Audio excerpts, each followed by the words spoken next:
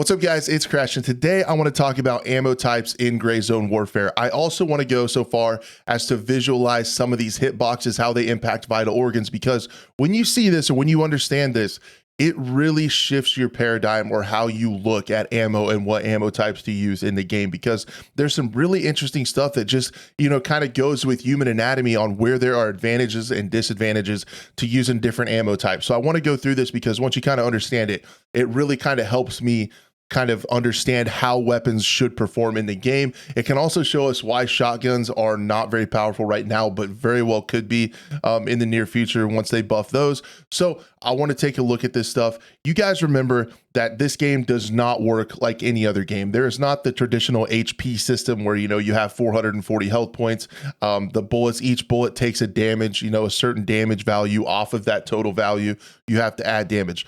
This is closer to a realistic simulation, how you would expect firearms to work in real life. The bullets, based on their kind of properties, on their expansion properties, cause different wound channels. If that interacts with an organ, you're going to either go into a coma. I should say a vital organ. You're either going to go to a coma or instant death, depending on that. You're also going to have bleeds and stuff to figure out. There's not really a leg meta, right, or anything like that. When you talk about, if you kind of default to other games you've played in the past, sometimes you would use ammo that really expands, takes off a lot of damage, and just go below the armor and mow people's legs off, and that damage would propagate from the legs out. This does not work like that. They have it to where you shoot the limb, it can cause a bleed, but once an artery is severed, it doesn't really bleed anymore. The more times you shoot it, it has like a fixed rate. So that's kind of how they look at this kind of stuff. So we're going to take a look at some of these things in a visual way.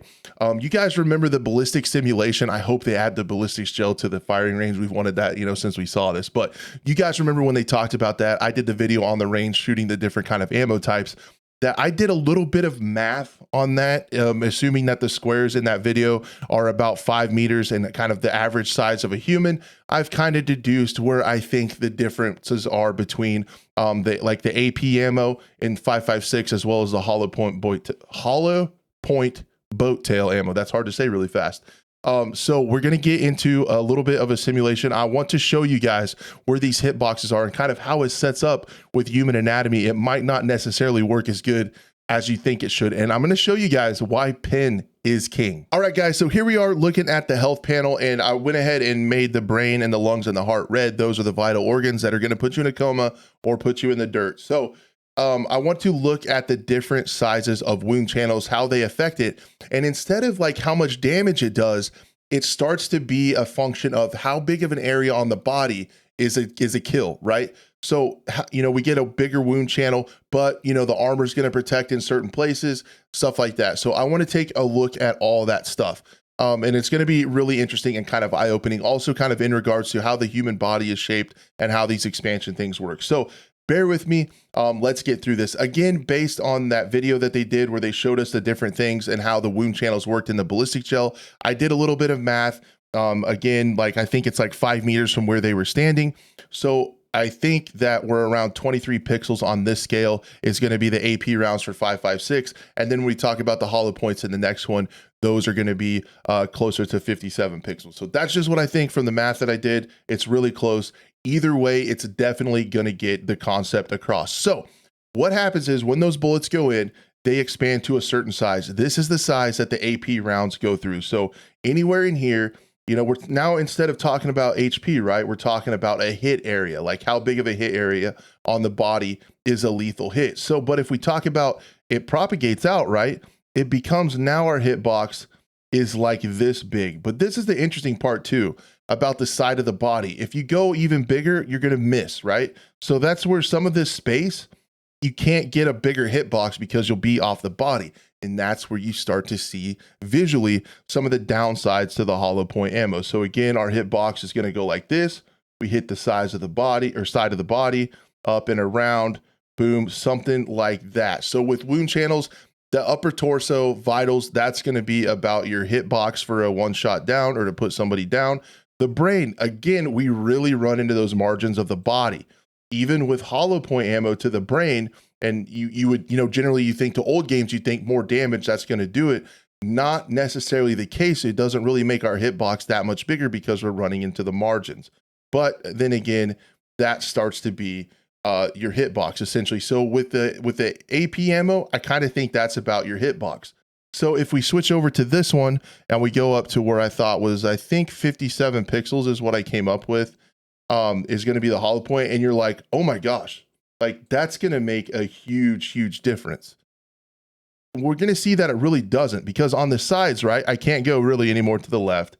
I can't go any more to the right. Down lower, we have quite a bit right here that we can go. We're going to start to run into the margins, right, of the body. So when you start to see these things, kind of see, like, I'm not exactly sure how it propagates down the limbs. Somebody can correct me on that. I'm not 100% sure. Again, brain. And then again, this is where you really see the difference, right? Vertically, higher and lower, right? So you can hit down in the body, you're going to catch those lungs. You can hit lower on the neck, you're going to get lungs or brain.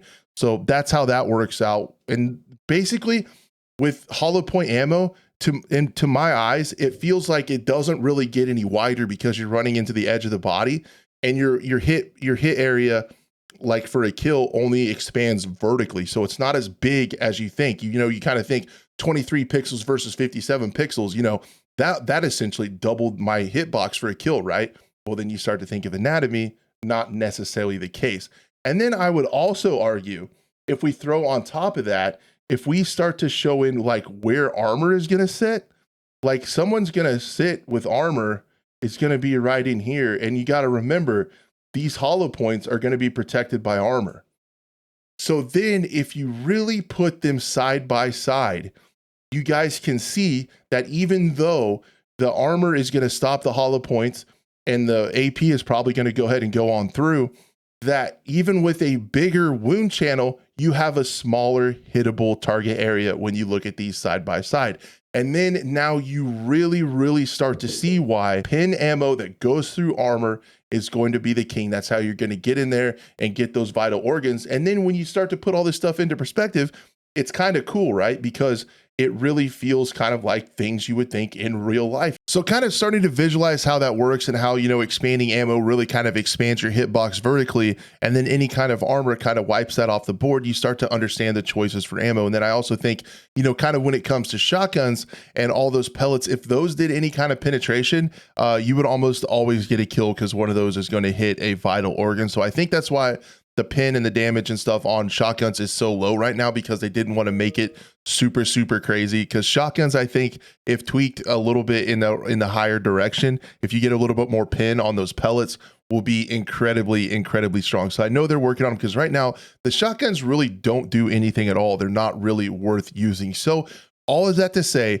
as you're moving through the traders, you're always going to be looking for the ammo that pins, because no matter what, if you get it through the armor, you can get one shot downs and kills, or two, you know, sometimes you have to take damage. The armor does have kind of a damage to it. So if you are using an expanding round, you have to damage that armor out before it can get through there and hit the organs.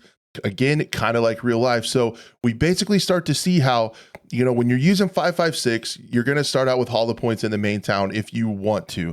However, as soon as you can, go to M193 and then the M855A1. You want that armor pin with the 5.56. Same goes for 5.45. As you start to level up, you can get PS ammo to start with. That's what you're going to have to start with. Then BT, then BP. That's going to be, you know, stepping up in pin, as well as 7.62 is really not that great. The soft point ammo isn't very good, and the US ammo is really bad. Like, don't ever use the US ammo. There's not really any reason for it, because it's subsonic ammo. It moves incredibly slow right now.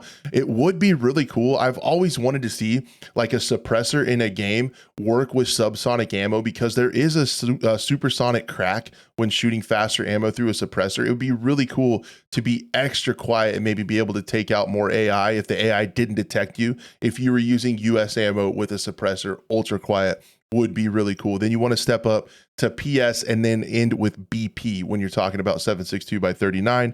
7.62 by 51, or the 308 rounds, you're going to want to do M80, M80A1, and then M61 is going to go through about anything. 7.62 by 54, you're going to start with LPS. You're going to have to try to hit headshots. It works really good on low armored enemies. Then 7N1, and then I really feel like I haven't unlocked it yet, but once you unlock 7N13, I feel like that's going to be a lightsaber and really just like go through anything. So that's the ammo that you want to go for. You want to go for the highest pinning AP ammo, because even though it's like a smaller wound channel, I think we've shown that you really want to just get those hits on vitals, get through armor, and expanding, you know, the amount of armor that you can shoot through really actually does expand that hitbox versus having ammo that expands a lot but won't go through anything. Guys, I hope that was a cool visual representation of how ammo works in this game and kind of gets you thinking about why gunfights play out like they do, how to think about ammo. And it is just really cool to me that this game is doing different things and makes you think differently, and it's not just a copy paste like we've seen from other games copying other games.